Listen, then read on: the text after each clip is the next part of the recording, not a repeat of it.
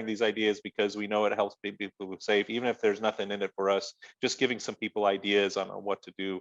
We think it's an interesting area. It's not easy, admittedly. It's one of the hardest things that we do from an analytical standpoint, but the ramifications, we know that there are people alive today because of the work we've done. We know that there are people with their arms and legs intact, and we've even had, when they have incident reviews, it said, hey, you know, the manager should have used the model today because that person who lost their leg in St. Louis today was top on the list.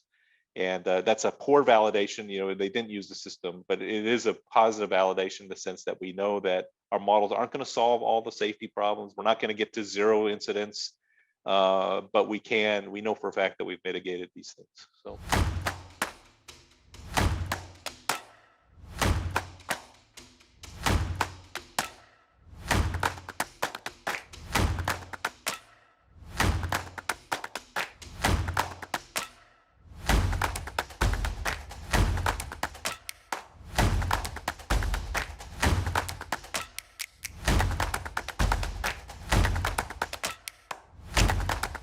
I'm thrilled to introduce Rob Stevens from First Analytics.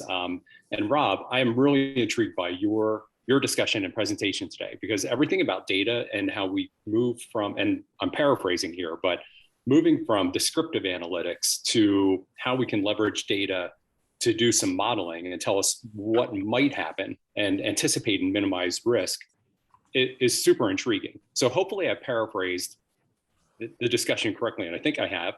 But otherwise, Rob, I'll just turn it right over to you. Okay. And I think everybody can still see my slides. Is that true? Yep. Yeah.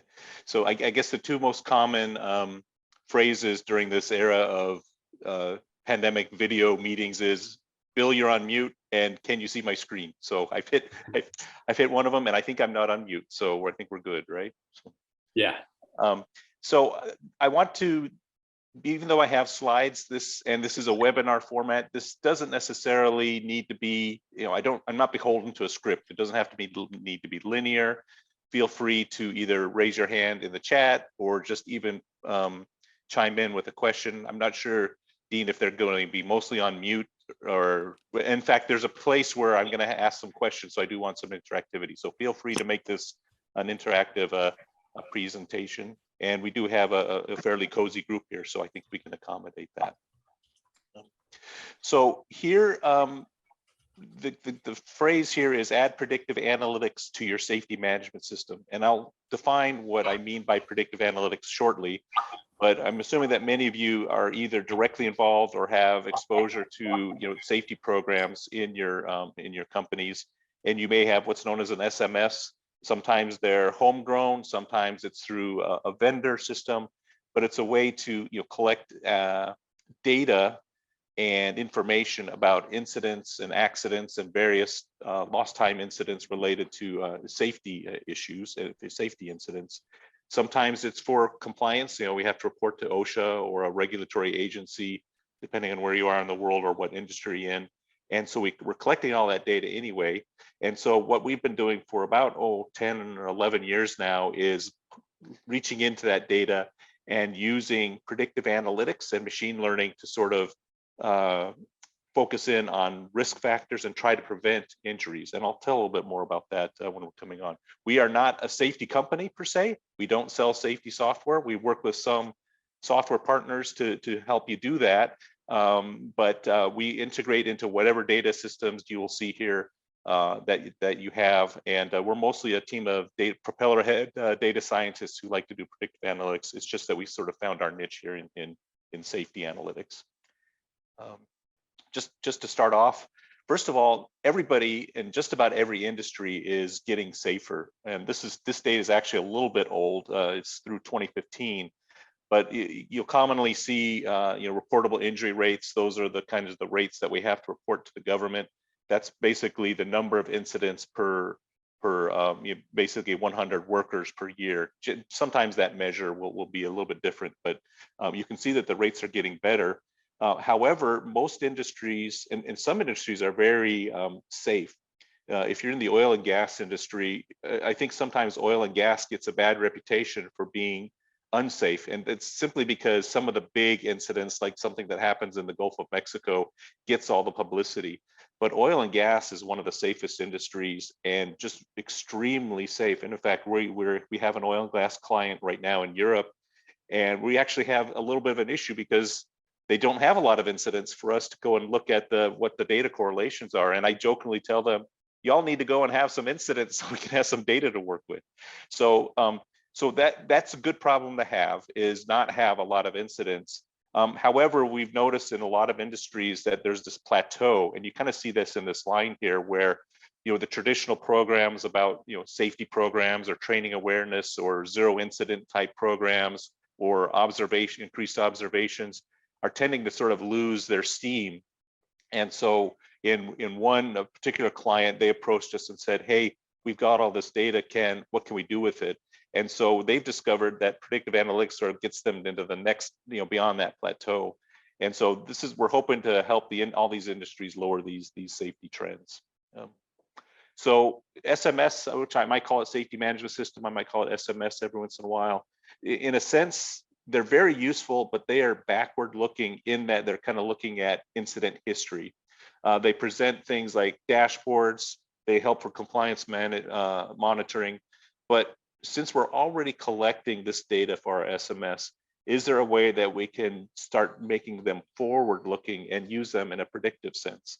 And I will be, I'll be using some of the buzzwords. If you brought your buzzword bingo card, I'll probably kick a lot of those: machine learning, artificial intelligence, et cetera, big data.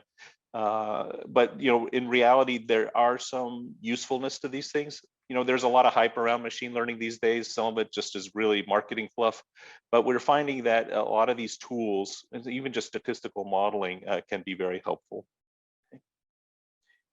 And Dean, I said I would pause every once in a while to see if there's any questions. Yeah, no questions from participants yet, Rob, and I'm just monitoring the chat box and encourage everybody to just unmute yourself when you do have a question. But, you know, Rob, I'm now curious about, you know, that first thing, and I love your insight on this. When it seems like you don't have data, where do you start? You know, you brought up that example with oil and gas industry, for example. You know, where do you start? That's what we're getting to.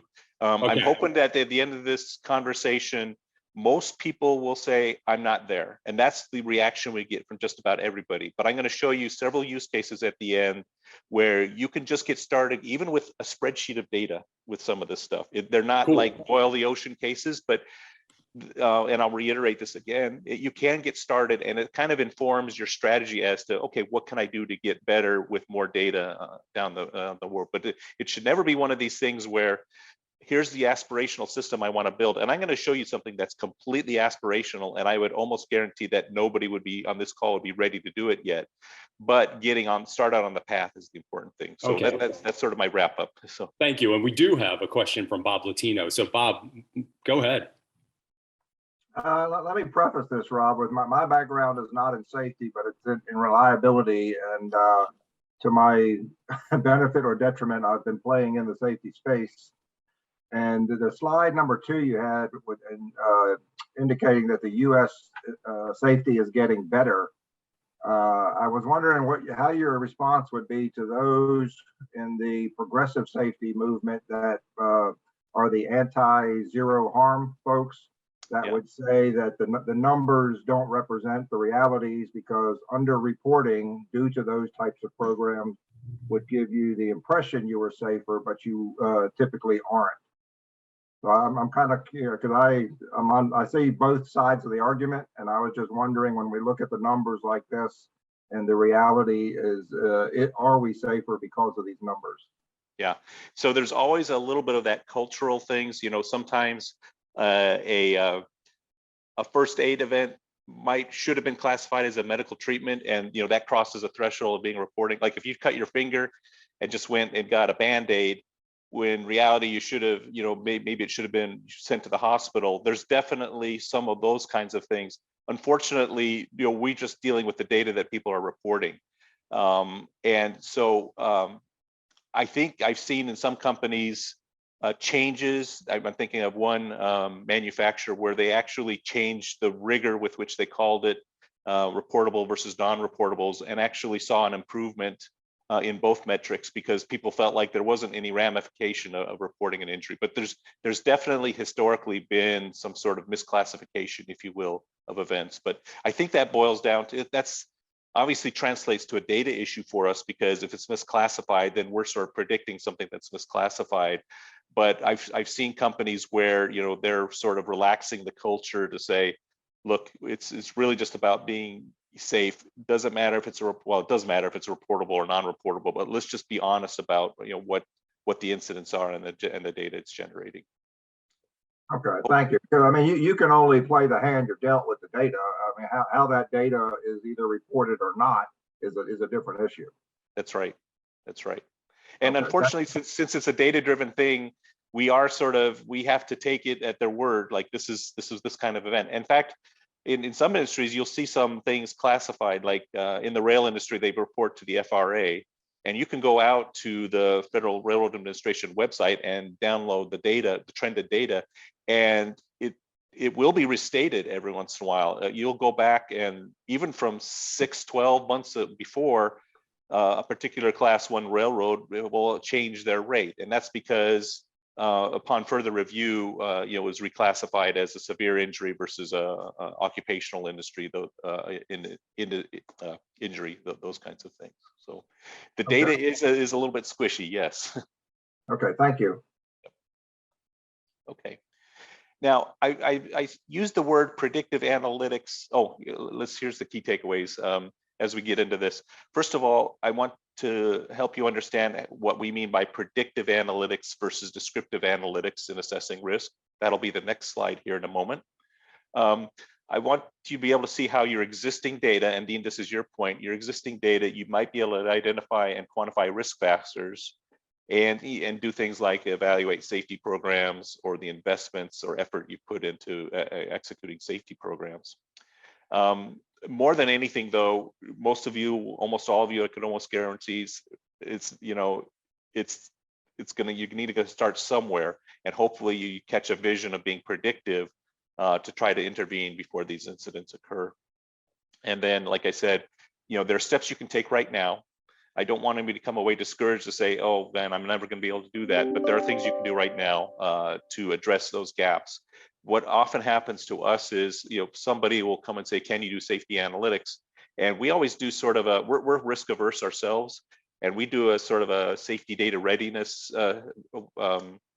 workshop at no cost, because we don't want to come in and promise that we can do something without having looked at your data first. And so usually, almost always, there's some sort of gap. Either the data isn't collected long enough, you know, sometimes they've changed SMS and the history doesn't go back. So understand that even though there are many things that you may want to do, there may be a gap for you to address in the coming months or years with respect to the data to get to a more predictive state. Now I think it's important to define what we mean by analytics. Analytics is a broad term that is used in many different senses by many different people. This is a framework that was established by a gentleman by the name of Tom Davenport. He wrote a book called Competing on Analytics. Oh, I don't know, it was about 15 years ago. And if you're interested in getting a copy of that book, maybe email me afterward. You can go on Amazon and get it, but it's 15 years ago, and he's actually a co-founder of First Analytics. But he sort of established this progression of analytics, and now a lot of companies have used various versions of this. But the first levels, and by the way, you know, the x-axis is the degree of intelligence or information that we get, and his book was Competing on Analytics. So his idea was that the more intelligence you got through analytics, the more advantage you had. So the first things are like standard reports. They may be even just, you know, Excel reports that are pushed out, things like visualizations, maybe interactive reports where you could do dices and slices either through a pivot table, or if you have a, you know, a software tool, you can, you know, do queries. And then getting up to the predictive analytics is alerts. Now these are typically rule-based alerts, not predictive analytics. What we are meaning here by analytics, is what are causes and effects with statistical models. So think of a root cause analysis in safety. We're going to use data to sort of figure out, give weights, if you will, to the various factors that might be behind some of these incidents. Forecasting and prediction, what if these trends continue, what will happen next? And then there are other things like experimental design and optimization, which we won't cover today, but we are going to focus on the predictive analytics portions of it. So I just wanted to make clear, like when I say the word analytics, this is what we mean. Okay. Any questions? So yeah, there is one, Rob. How does this compare with artificial intelligence?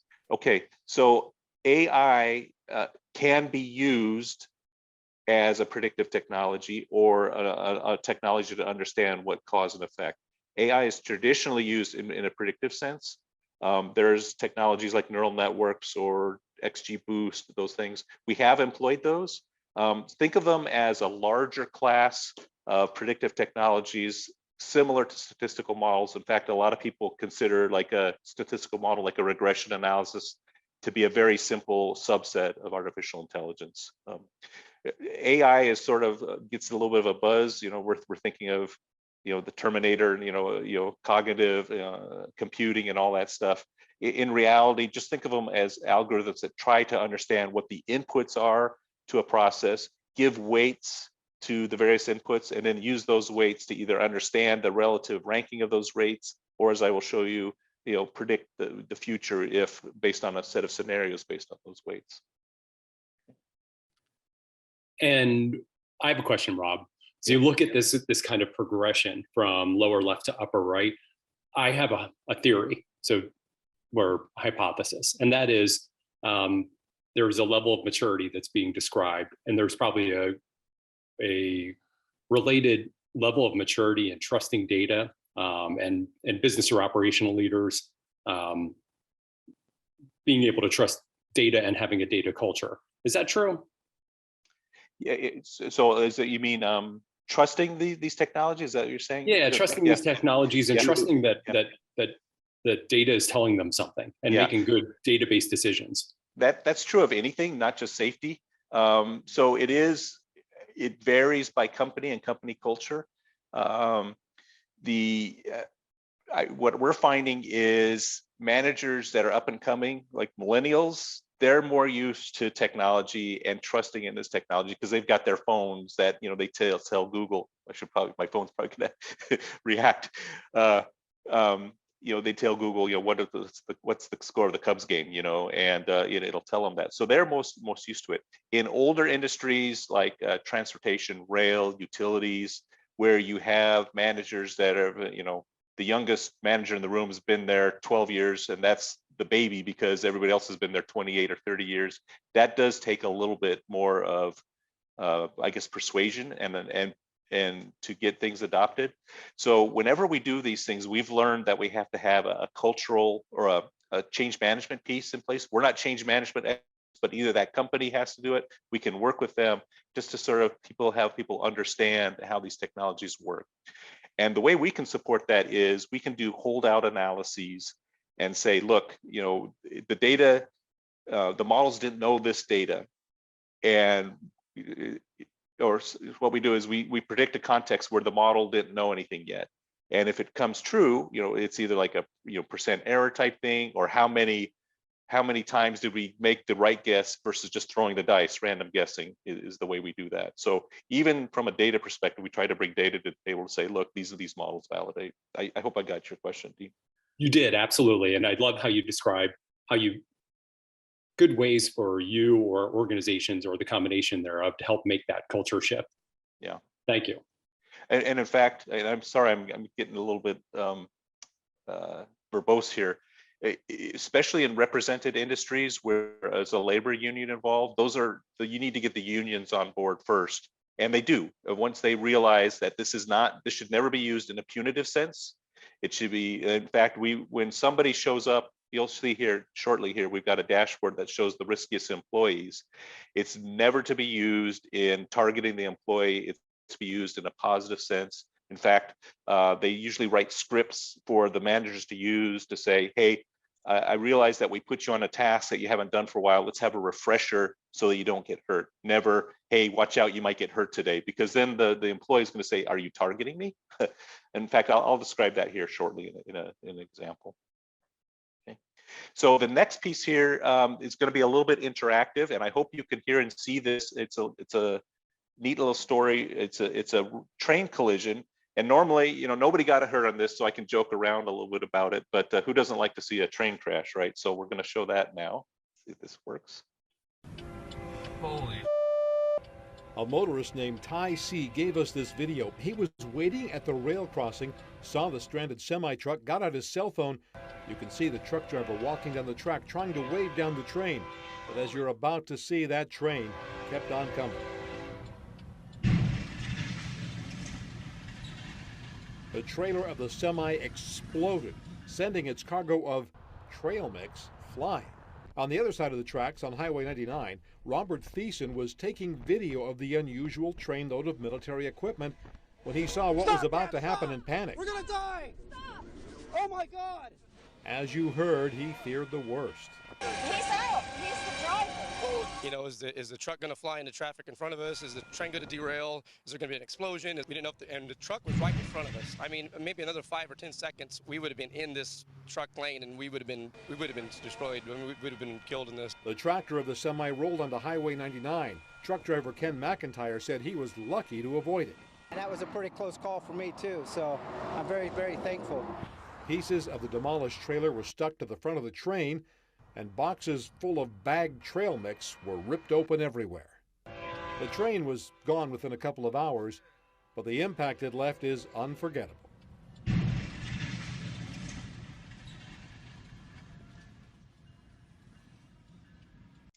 All right, I hope that didn't have jittery. How did the video show in real time, or was it like jumpy and the audio? Was everything okay? It was Yeah, good. Sounded good to me. Okay, good. Went You never- smoothly. Great. You never know with bandwidth, and I have varied results sometimes doing videos over Zoom. So let me tell you what the story's about. We had done several safety projects for one of the U.S. Railroads. We've done other railroads now since then, but we got our start with this railroad, and they're public reference, and I think you can figure out who it is by the locomotive that just went by. But we had done employee level safety for engineers and brakemen, and then we did it for the engineering team. Those are the people out, you know, surveying and fixing the tracks. We did it for mechanical, the ones that are you know, working on the shops on locomotives and rail cars. And they decided that they wanted to address public safety, and we're going to talk in the difference between employee and public safety. And so we were just starting. So we did this project with them, and the idea is this railroad has about 17,000 crossings in the United States where the tracks cross a highway.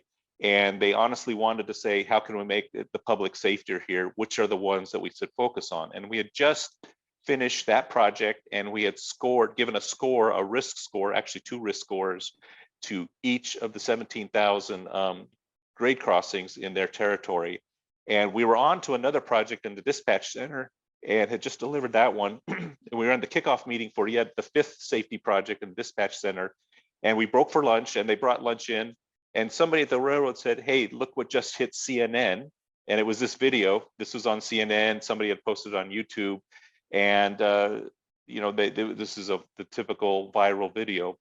And so I asked him, well, can you tell me what grade crossing that was? And he called somebody in the safety department or the incident management department and got the grade crossing number. The federal government issues a grade crossing ID for every railroad crossing in the United States. So he got that. And so I went ahead and sent an email to the person on our team. He's a statistician that had worked with the railroad to build this model. I said, hey, check out this crossing. Here's the ID. There was a collision yesterday and it's making the rounds. What does our model say about the probability and severity for that crossing ID? We sort of broke it into, you know, we borrowed from the insurance industry to say frequency and severity. So we wanted to know what were the most likely propensities to have incidents, and then how severe they would be. Before I show you this thing, you know, we do a lot of work in supply chain or other kinds of forecasting, and we like our models to be validated. Unfortunately, when model in the safety arena gets validated, it means there was an incident or somebody got hurt. But this was kind of a cool validation. A couple hours later, he sent me this table that showed this crossing here and its probability of having an incident in the first place, and then the probability of it being a high severity incident.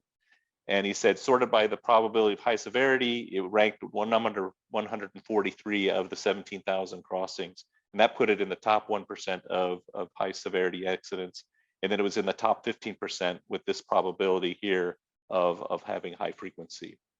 Now, so the issue here is we did not use any historical incident counts at those crossings. And let me show you this table here. Oh, well before we do that, let's make this a little bit of accurate. I want to emphasize the fact that we are using attributes of the crossing and not historical collision rates at a crossing, because sometimes they don't have any for many, many years. But let's open this up a little bit here. And if you were looking at this picture, and I apologize, it's a little bit grainy, what do you think the things are that would increase the risk of having this collision here? You can do it in the chat or in just come off mute, whatever you want to do it. This is Bob Latino again. Well, the thing that struck me right off the bat is that the crossing gate is on top of the truck. Yeah. So it would lend you to believe that the truck was trying to make it across, and for whatever reason didn't make it fully across. Is there any alerting system that when that gate does not go down, that relays to the engineer, the train engineer, that there's a problem at the gate? There's no relaying system, but even if there were, it's too late. You can't, it takes over a mile to stop a train. That train, by that time, unless that truck moves, that train is going to hit that truck at that point. Okay. Yeah, and we're getting a few things in the chat box, Rob. A curve in the road. The trucks have to pause to merge when they get off the track. The distance or lack thereof between a major roadway and the crossing. Slope of the crossing steep, the little amplitude as it goes up to the tracks. Yep, you got it. Yeah, keep them coming, everybody. Whatever else you notice, please chat it into the chat box or just unmute yourself. And I'll show you some of the answers here shortly, but I want to see some of your other ideas. See what else we get coming in there. There's got to be one or two more. Obstruction of the electrical box. Busy roadway that's being entered. And the truck is not disabled. It technically got high centered. Did the truck bottom out? Yeah, it high centered on that. So somebody mentioned the steepness. So that was a grade. So that's something that the railroad can do. They can address that by engineering and architecting that grade a little bit better. So size of the trailer, long or a large trailer. Yep. Okay. All right, so let me show you, and this is not the comprehensive list, but this is the major factors that we use. So the railroad had collected all kinds of data about all the crossings, their engineering attributes, the attributes about everything around the crossing. So for example, tracks, how many tracks are there? How many daily tracks and traffic? How many daily trains are there? How many of those are at night? What are the train types? There are some trains that are slower moving ones that are loaded coal cars, for example, but there's some that are considered, they call them X trains or express trains. They have FedEx and UPS packages, so they're in a hurry to get the packages across. So what kind of trains go across that on that route? The crossing road, and I think you all picked up some of these things. How many lanes are there? Are there pavement markers? It looks like there are here, but it's kind of faded. What's the speed limit of this crossing road? What's the angle of approach? Somebody, I think, pointed out that there's a curve there, right? So you see he's curving into that track. And we do have all these measurements. They've gone out and engineered all these measurements, so we know what the angle of approach is. What's the average traffic count on that road? We can get from public road authorities traffic information. What's the, and of those traffic, what is the average truck count? Okay. And then you can see here that there's a nearby highway. First of all, at T, and I think somebody pointed this out, they didn't look, here's this truck here. There's not much space between where the track is and that nearby highway is. There's a T intersection into there. How far is it from the tracks? Somebody mentioned the gate. So what type of stop signal? Is it just the crossbucks and lights? Is there a gate? Is there one of these 4 gates where it closes off the entire thing? Or is it a wigwag? Have you ever heard of a wigwag? Do you know what that is? So a wigwag, there's still, I think, 30 or 40 of these in the United States, and there's a fan page where you go on the website. There are these like 1930s pendulum lights that's just sort of, it's a red light that it's really almost 100-year-old technology, but there's a fan club of them where the people go out and take pictures of them and trains going by with those. But we did see wigwags in there, you know, in the database. The average traffic count on that nearby highway, what the speed limit is. And then there's the engineering attributes of the crossing itself. Oops. I meant on the stop type, it was the stop on the highway. Was it a stop sign or signal? Now talking about the gates on the engineering, what kind of warning device on there, lights, bells, or crossbuck? Are there gates or not? Is it in a quiet zone? A lot of communities these days have quiet ordinances where their trains are not allowed to blow the whistles going through and waking everybody up. They have to put some sort of warning device. So I don't know if you've heard this before, but sometimes you'll hear this artificial horn on the gate itself. And so, is it in a quiet zone like that? Illumination, it looks like this is a light pole here. I'm not sure if there's a light on there or not. It's a rough crossing, the crossing height, high centered, and the crossing width. So all those are the engineering attributes. So why is it important to understand these attributes? Well, as I mentioned, when we did the scoring model of the 17,000 crossings, these were the top 10 risk crossings that didn't have any prior incidents. So in other words, if you were to go back 3, 4, 5 years, fortunately, grade crossing incidents are infrequent. There's very few crossings in the United States that have more than 2 or 3 a year, and most of them don't have any. In fact, if you do a little histogram, you'll see it's very much like this: 0, and then steeply drops down to 1, and then just a little bit of 2s and 3s and 4s. And so if that sort of precludes us from going back and looking at history and saying, hey, just because that one had 2 last year means it's going to have 2 this year. So what we do is when we do have an incident, that's where the statistical modeling or the machine learning then correlates across all 17,000 crossings and all the incidents they had and correlates those with those attributes. And that then allows us to score each crossing, even though they didn't have an incident, and give them a score based on their attributes or basically their propensity to have an accident. So the way this table works is this is a risk index. It indexes to 100.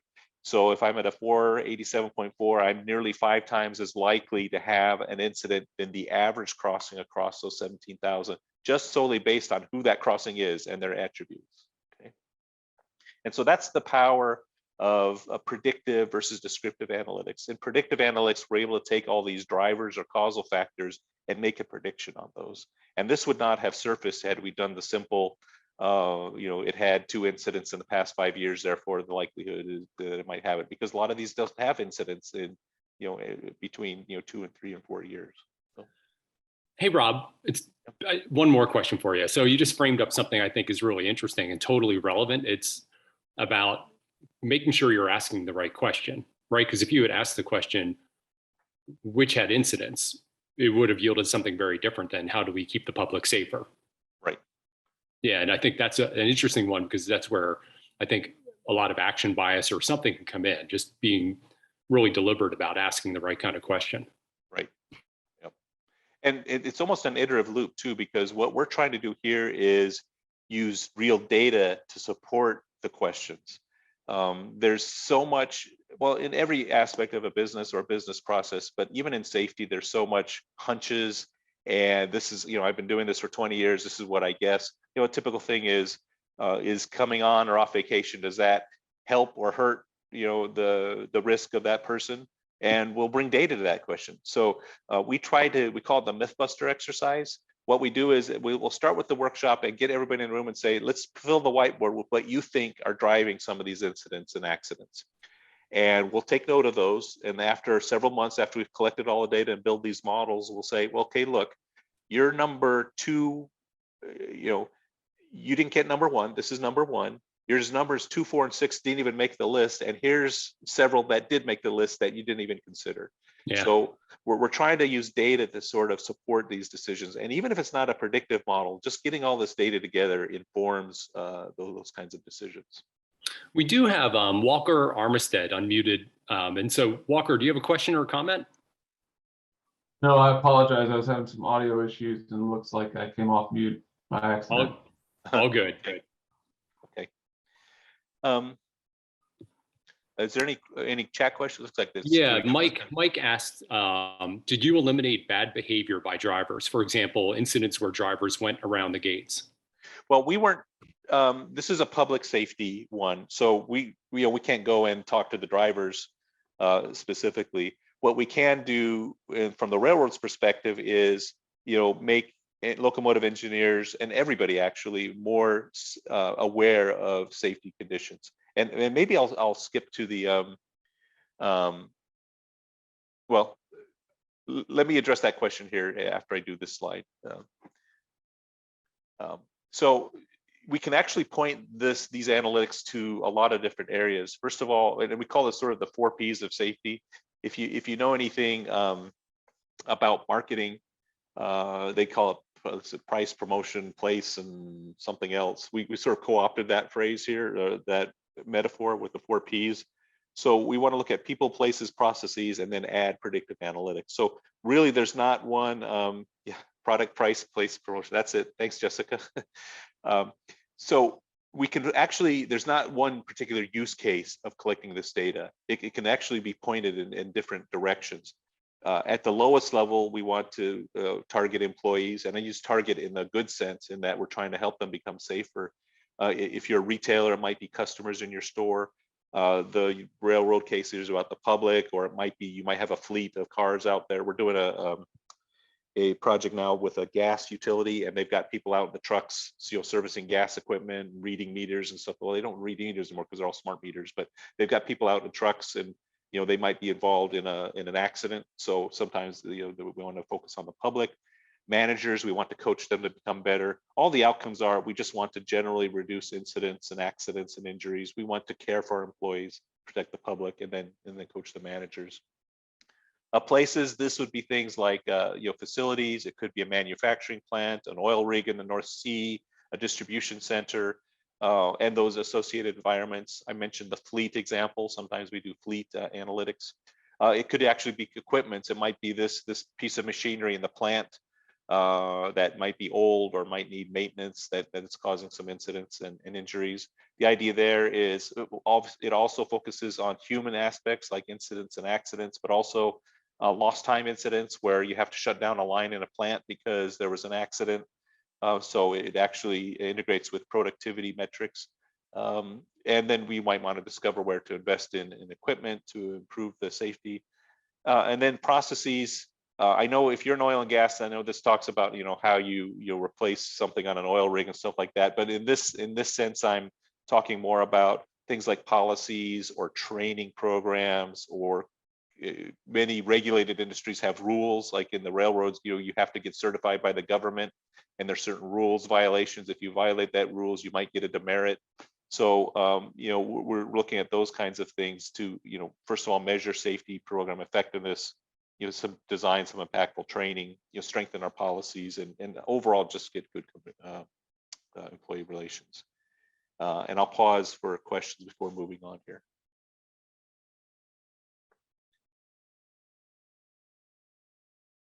Okay.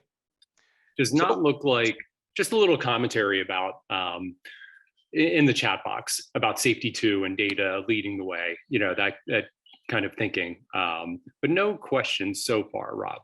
Okay, I do have, let's see. Yeah, history does not predict the future. That's absolutely right. And we're not implying some level of precision because there's some, as we mentioned at the beginning, there's some slop in the data. We might call that statistical error, but usually we can give a confidence interval around some of these predictions that take into account not only that uncertainty and sometimes that error reporting, but also some of these things. I think it's called Simpson's paradox.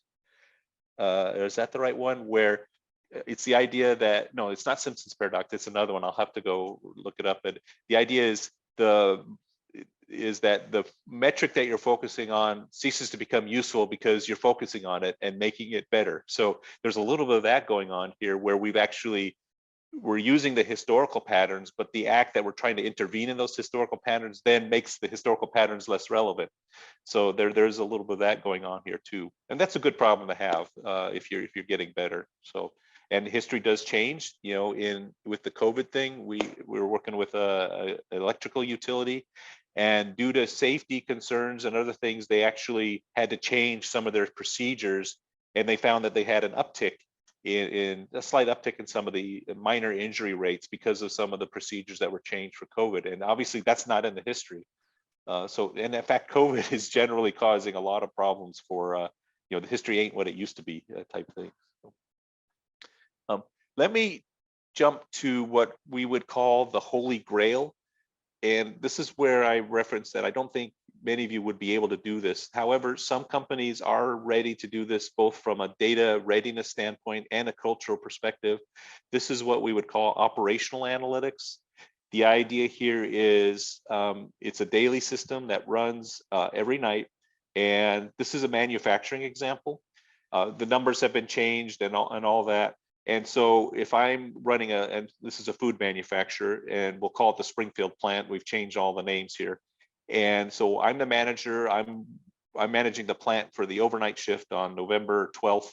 And if you've ever been in a plant, you know, when you walk in, there's always these signs, you know, this facility has gone 237 days without an accident or an incident. And so that's part of the plant manager's objectives. Not only is the productivity, you know, how much throughput they're getting, but actually one of the objectives is keeping those safety rates down. And so almost every plant manager has an objective on safety, and sometimes they'll say, let's go, you know, have a safety briefing at the beginning of the shift. And in this case, we're saying maybe you should have a dialogue with the top 2 or 3 people that are sort of bubbling to the top in terms of their safety risk profile. And this is what this does. It uses the sort of the machine learning technology and brings in sources from, in one case, we're doing 22 different data sources. It could be about the employee, like their, well, I'll show you here on a slide later, but they're just different attributes of the employee, the context, the job they're doing and whatnot. And then comes up with this risk score here in the middle with the bar chart, with the bar. Now, we don't necessarily care about that number. And in fact, if you see that number, it's a true probability. It's a very small number. So Jasmine here has a low probability of getting hurt. We don't necessarily care about the probability. We just want to know, of the 400 people on the shift, who do I need to go and talk to? And so here's Jasmine. She's working on line number 3. There's 3 lines in this plant. And she's working on oven 2. These lines are about 400 feet long. From start to finish, in terms of, you know, opening the ingredients, mixing the ingredients, baking them, freezing, chilling.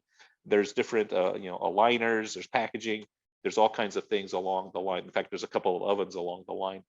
And so you can't just go to Jasmine and say, hey, careful, keep your head in the game, Jasmine, because you might get hurt today.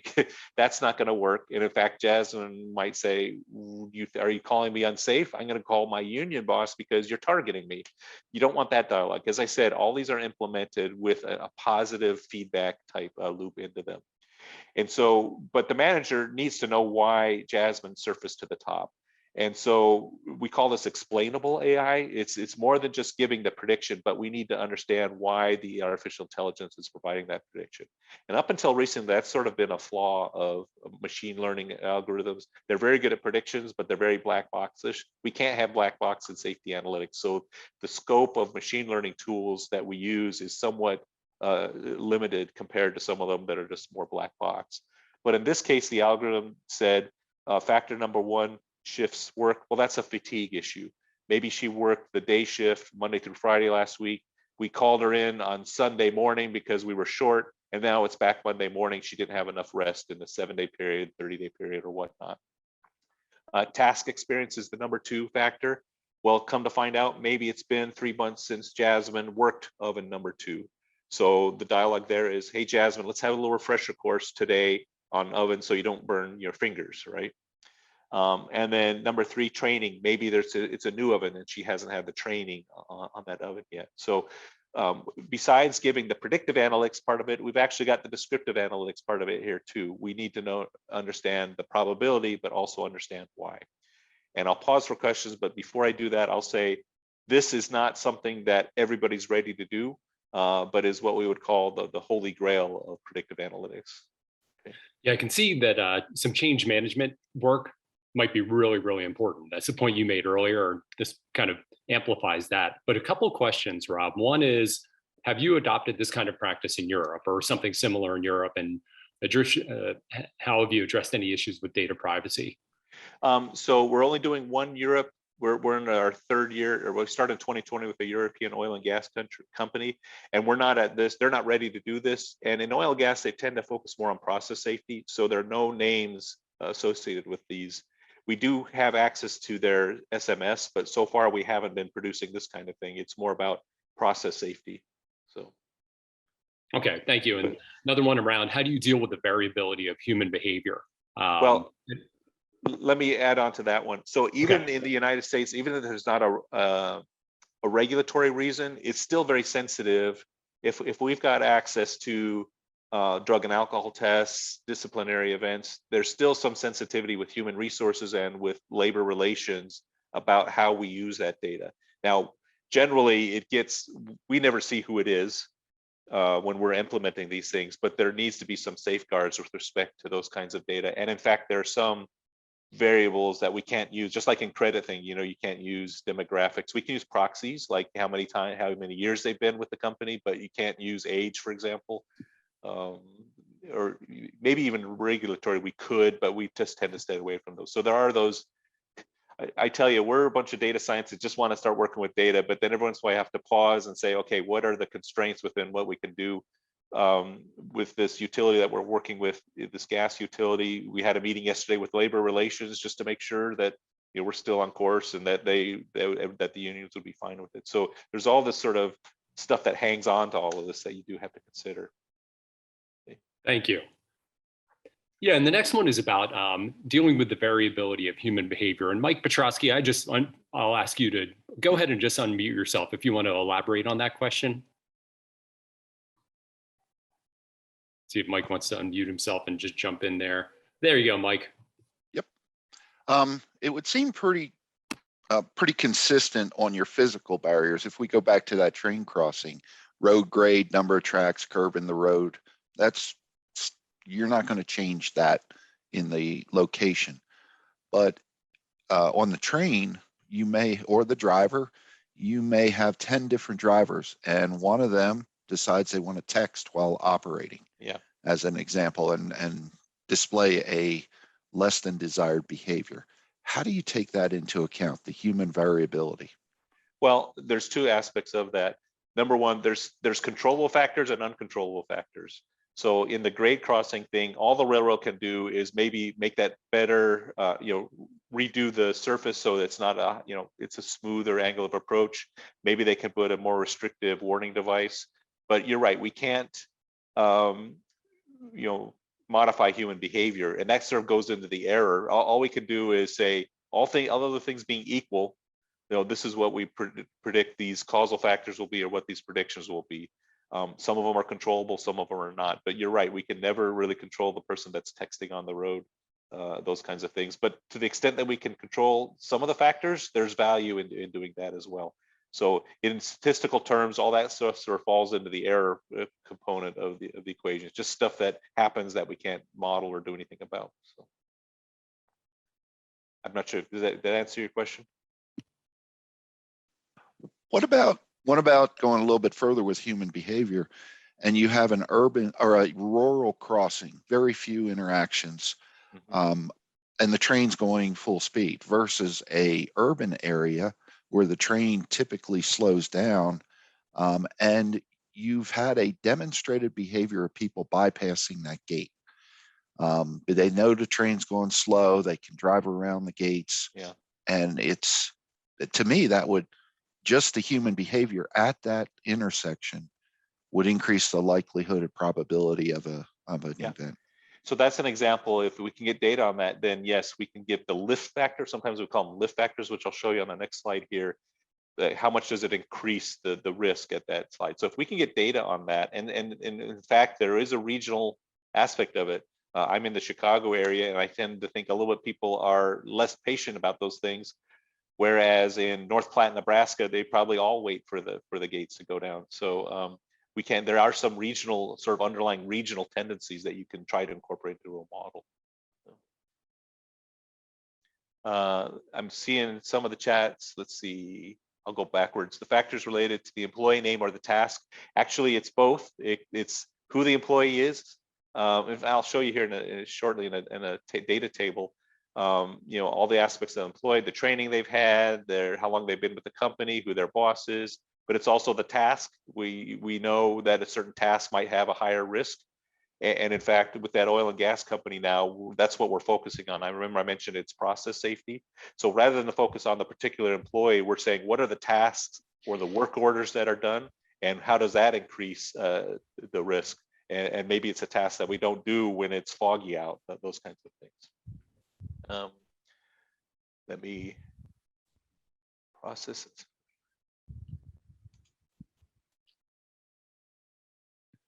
Yeah, So and Joe Drago, you may want to mute yourself. I think your question starts to get at organizational culture and leadership behavior. So Joe, can you elaborate a little bit? Sure. When I look at some of the factors here, which I can believe that those are factors. There are deeper factors and placing these people in these situations where these errors occurred. These are all listed as workers. How do you calculate the risk probability that managers are sending the wrong signals and everything else that goes with the process? I used to work for someone who hated the term MORT for the analysis. And I asked John why. And he said, well, because it always puts management as the responsibility for creating a safe work environment. So this senior executive service guy was against putting the responsibility on the management side. And I can see that some of the workers here, if I were, Robin Wilkerson, I could say, well, this looks great for me. But if I were Hugo, I'd say, hey, I think this is an unfair analysis. Yeah. Thanks. Well, and this goes back to there's the data analytics, and then there's the process and company philosophy and cultural part of it. And frankly, when we first started doing this, it turns out that a lot of the factors were within management, were responsibility of management. And so that's really kind of when the labor unions sort of bought into this, because they said, see, it's not, we don't want to increase the tension, but getting everybody to understand these with data, I think should, if you're in the right company culture, go a long way to understanding, where everybody's mutually responsible, for safety. And like I keep on mentioning the gas company that we're working with, they're trying to get managers on board. We started from the very first week of the project with the field supervisors, and we've had several meetings with labor relations and HR. We're trying to get this consensus as to the data is going to tell us certain things that might surprise us, but everybody needs to be on board on doing this. Whether or not we'll be successful at that, because there are human factors here and managers just do things. And even in the adoption of this very first system that we did at the railroad, there were different regions that, fully came on board, and then there were some that sort of dragged their feet. And then we could show after running this for a couple of years or a year and a half or so that, hey, the ones that did adopt it have had, higher success rates. And so then when you turn it back to the managers and say, one of your objectives on safety and you've been doing a poor job at safety, then maybe you give them the financial or organizational incentive. So, I'm focusing more on the data and analytics, and the sort of the attached or associated cultural and management stuff is very much an issue. And it does need to be something that companies need to tackle. Okay. Maybe I should go on, and then do we have like 4 minutes left, or does this keep on going? I guess we can keep going, but just let's move ahead. There you go, Rob. I have plenty of material, and people can drop off as needed. So this is the high level, and this is what some companies are better prepared to do. It's sort of the root cause analysis, if you will. And again, this is real data underlying it, but it's made up. The way this works is like a tornado chart. So to the right, and maybe we should have made this red, those are factors that increase the risk. So think of them as multipliers on top of the base risk. So all things being equal, if I'm working on a night, on a holiday or a weekend, it might increase my risk by 1% or something like that. And I think actually these numbers have been changed too, because they don't quite look right to me. But lack of rest, that's a fatigue thing. And then the green ones at the left, when they go low, those actually decrease the risk. You'll see time and position there at the bottom. That's sort of a proxy for experience. Interestingly, we find that to not be linear. It kind of you take a hit in your first year or two as an employee in terms of your risk score, and then you stable out. But as you are into 20 and 30 years, it actually starts to come down again. And that's because I think your mental acuity starts to degrade. And I'm probably in that group where I'm old enough where people are accusing me of my mental acuity. But that's that's the way we quantify things. So this is sort of the root cause analysis. And again, this is at the higher, what we call strategic level, at the company-wide level versus the operational level. And this is something that we can often do just to start out with if we're not able to do that, the risk thing or the employee risk thing.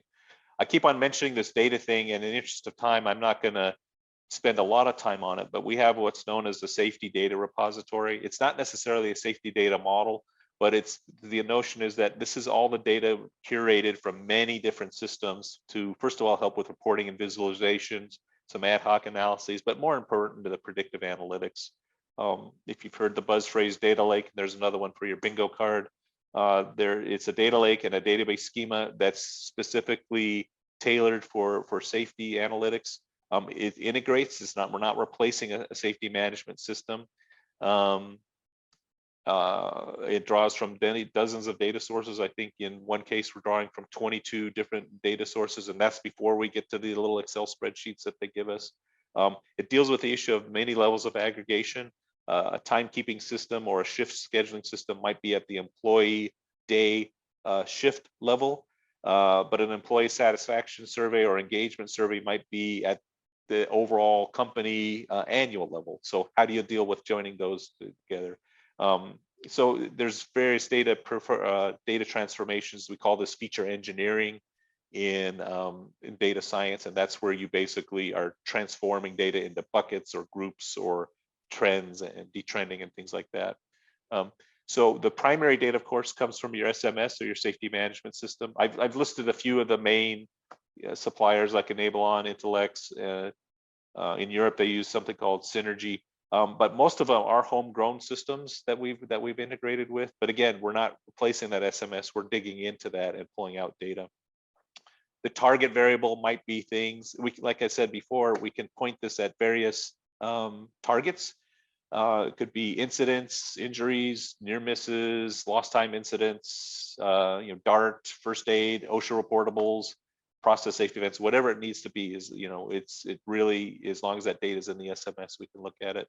And then usually in these systems, there's some leading indicators like behavioral based safety, observations, inspections, and compliance. So that's the core safety data that we start with, and we can usually do something without even bringing in other data, but we do want to bring other explanatory data that might be behind, help us explain some of these events. For example, the work shift, the time scheduling system, what function, what craft they were working, what task, what work orders, if that's available. It's not always available. HR employees, somebody was asking about the human factors. So their attendance, have they missed shifts recently, their paid time off, their tenure, demographics within reason, performance reviews, engagement surveys. I can list all these, but you can see that list there. Assets, so these are typically things like oil wells in North Texas or plants in Michigan or distribution centers in Florida. What are the site characteristics? What are the maintenance schedule? Was there downtime or unscheduled downtime, equipment change outs? We don't need all of these, but we survey and say, what can you get? And in fact, we kind of joke because we'll get 2 months into a project and somebody will be in the meeting and say, hey, would this data source help? And we're like, well, yeah, where were you?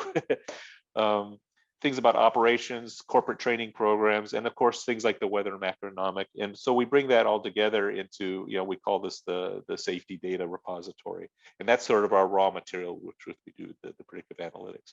Now, you're all thinking, I don't have any of this data, or I have much of this data. So what do you do if you don't have the detailed data to address most of these things? Well, there's a little white paper on our website. I don't think I have the link here in this PowerPoint, but we give 7 case examples of just sort of high level analytics, and I'll just cover them briefly here. It's maybe 4 of them here in this presentation that can all be done with just a spreadsheet worth of data. And at the beginning, I mentioned just get started with somewhere, even just pull data in the spreadsheet and maybe run a trend line or do a regression model or something like that. That's where you get started, and that sort of germinates the idea of, oh, how can I use more data to do some of these things? And I'll just show a couple of examples.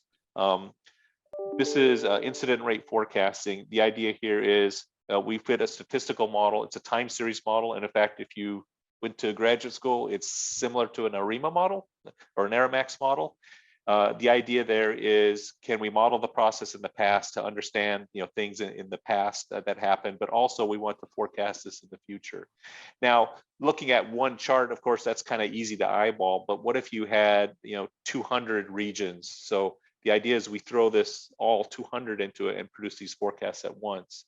And this is the same thing here. This might be if you have 200 regions or 200 working contexts. In fact, for one of the utilities, it's several thousand because they divide it by region and then by they don't call it craft, but like the type of tradesperson that are working and the district and whatnot. So the idea here is, can we let the machinery go and look for something that might be concerning, like this upward trend in forecast? Because we were heading down recently, but then we're back up. Here's a common thing that many of you may have seen.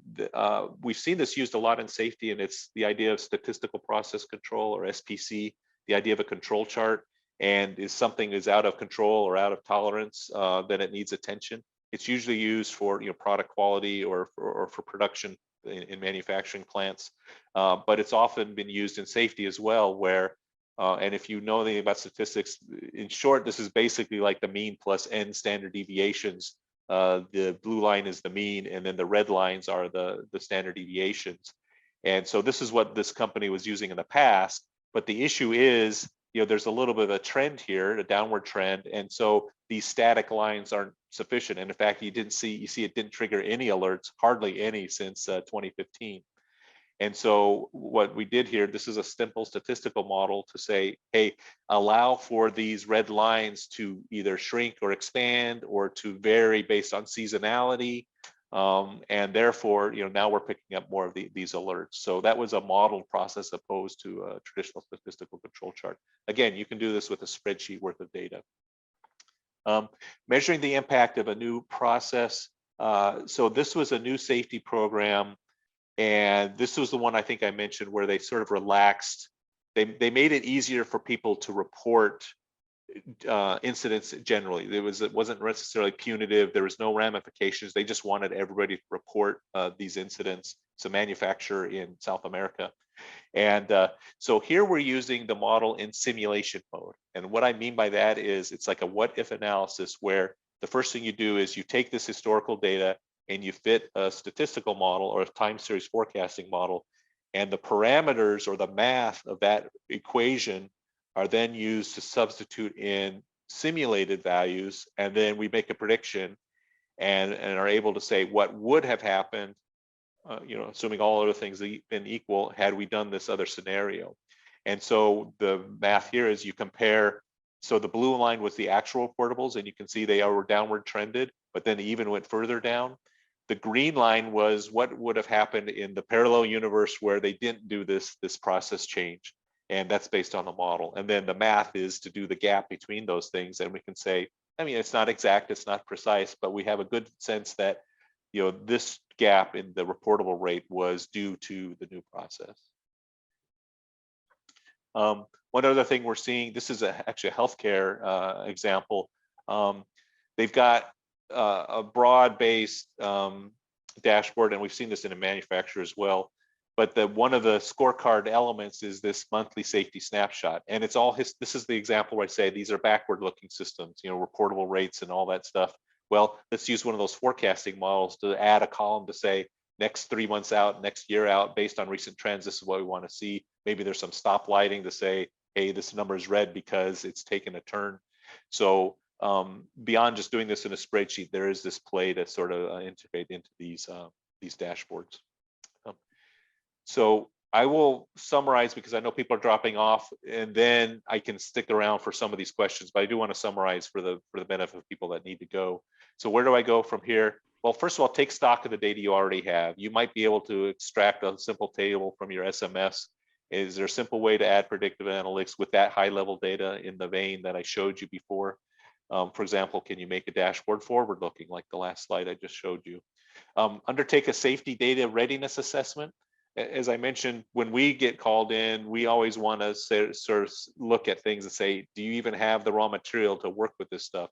So if you have a data scientist or an access to a data scientist or a data engineer, that's a good place to start. The caveat I'll say though is they need to have a little bit of safety domain experience. This is sort of akin to saying, I need a doctor. Well, do you need a general practitioner? Do you need an oncologist? Do you need a podiatrist, a dentist? They're all doctors. Just as an anecdote, I was at a safety conference a couple of years ago, and one of a large retailer, online retailer, who was consistently in the news for being really unsafe, and even Bernie Sanders was going after them. I talked to the head of safety there, and she said, and she was talking about how we were talking about how we could use safety analytics, and she said, well, we have like 300 data scientists. I'm sure they could solve this. And I said, they still haven't solved it. You know, it's one thing to bring a data scientist in, but there's certain gotchas and learnings about safety specific data science that they really need to learn. So you assess your data. It determines whether the feasibility of the applications I'll show you, given the data you have. And then there's almost always going to be a gap analysis. Doesn't mean you can't do it now or can't do it eventually. But even with some of our clients that we're working with now, we put them on a plan to say, this is what we're going to do in this phase. Then you're bringing in telematics data later. Then you're bringing in this data, and then you'll have longer history. So we'll identify those gaps. There's always some sort of gap, but it doesn't mean that you can't get started. And I would say, don't be discouraged. Nearly everyone is in the same state you are. There's very few companies that are this mature in terms of their data collection strategies. And that's the end of the formal presentation. I'll pause for online or for voice questions, and then maybe if we have time, I can go back and look at some of these in the tasks or in the chat. Perfect. Thanks, Rob. And while we're waiting for people to unmute themselves and ask any follow-up questions, I've chatted or put a few links into the chat box for everybody. First, post-webinar survey, a link to the upcoming conference that we have in June, the March webinar link. So if you want to register for the upcoming webinar we have in March, and also the First Analytics website. So all those are going to be very useful. And with that, let's see, what kind of questions do we have? See if anybody wants to chat into the chat box, or better yet, raise your hand or unmute yourself. I know Tanya had sent something earlier. I think it was about slide 18, probably, Rob, around the actual seems to have spikes that the prediction does not. And does that embolden naysayers of leveraging data to make better decisions? And it also sort of highlights that, you know, that comfort with uncertainty and things that can exist in a culture that can impact how readily we start leveraging data, you know, for in the kind of ways you're explaining. Are you talking about this chart here? I think it was that one. I'm not sure. Tanya, you may want to unmute yourself. Yeah. Yeah, it's just the overall understanding. Oh, well, first off, thanks so much, Rob, for the excellent presentation. Just want to get that, make sure that notwithstanding me asking this question, I think that I love the approach. But I'm just aware that, you know, when people are saying, okay, well, you know, we're being faithful to what the data is telling us, and then you have things like this where the prediction is far smoother than the actual And you can get people, well, Yeah. I mean, look at the data. You didn't predict that we were going to have 12 on that day. Look at your prediction there is 6, and we actually had 12. So your data thing is not washing with me, because the actual data shows that your prediction is off. So that's we do what get, I'm saying. Yeah. Yeah, I get that. And we do get some of that, not so much anymore, but the metaphor we give here is, look, it's like timing the market. The stock market is going to, and today it's probably, I don't know where it is now after the Russia thing, but the stock market is going to have ups and downs, and it's been proven that it's really hard to time the market. So the models here in this picture, it's not like they're trying to split the difference, but they're sort of trying to fit the average and not necessarily the spikes, because when you start doing the spikes, you could really have bad misses if you miss them. So most of these models are built to sort of average out and smooth out some of those spikes. Now this is a pretty spiky one, but if somebody can give us a reason for that spike, for example, like it's a factor that's not incorporated in the model, then we can put that in there and it'll catch those spikes. But in this case, it just happened to be random variation. So the thing about models is they're trying to segment anything we can explain versus something we can't explain. And so to the extent that you can give me more information to explain that spikes, then it'll start to catch those. But in this case, that was a pretty random thing. And yes, 12 events was a lot. But typically they're running 6 to 8, so it really just depends on that particular data.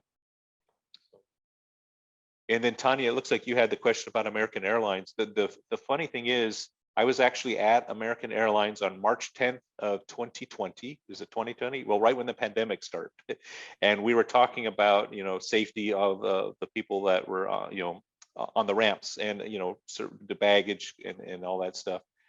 And it was a great meeting, but already at that point, it was like, hey, something's going on here. Everybody's canceling flights, and then the pandemic hit. So we never really got started with them. But no, I'm not aware of what their new approach is since they restarted. To answer your question.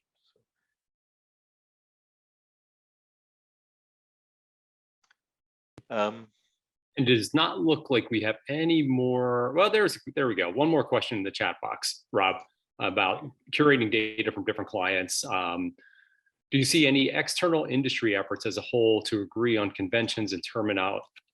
Probably read it is going to do better than me doing the voice translation. So the accuracy and reporting granularity of the data is improved. That improves the ability. So I haven't seen any. I hope I'm answering this correctly, Ed. I haven't seen any kind of either cross-industry or within industry sort of standards on these things. I think probably because the use of predictive analytics is somewhat new. However, we have started connecting some of our clients. In fact, we have one of the electrical utilities. They've already done sharing sessions to say, this is the things that we've learned, mostly around the cultural change part, but also some of these types of things. In fact, we've sort of been kicking around the idea of having sort of a safety analytics consortium, which, as we're in the business, so we probably wouldn't be involved, but just sort of networking, getting all these people together to share those. But no, I've never seen anything, any external industry efforts across industry efforts to sort of align on conventional terminology. And that's actually an issue for us, because we get in and they start using different words and we say, well, what do you mean by this? And so we do have to consider those kinds of, it would be great if we had those kinds of things. So Rob, it looks like we are out of questions, and we've been going at this for an hour and 15 minutes. So that's a way to sort of say, Rob, thank you very, very much, because this is a great conversation and a super interesting topic, and the potential power and value that you've demonstrated, I really appreciate. So thank you very much. Well, I'll say we appreciate the time, and we've there's a lot of people on our team who are very socially minded, social conscious, and we like sharing these ideas because we know it helps people safe, even if there's nothing in it for us. Just giving some people ideas on what to do. We think it's an interesting area. It's not easy, admittedly. It's one of the hardest things that we do from an analytical standpoint, but the ramifications, we know that there are people alive today because of the work we've done. We know that there are people with their arms and legs intact, and we've even had, when they have incident reviews, it said, hey, the manager should have used the model today because that person who lost their leg in St. Louis today was top on the list. And that's a poor validation. They didn't use the system, but it is a positive validation in the sense that we know that our models aren't going to solve all the safety problems. We're not going to get to 0 incidents, but we know for a fact that we've mitigated these things. So thank you for listening. What a great way to bring us home. Thanks, Rob. And thanks everybody for taking the time today, and have a great rest of your morning, afternoon, evening.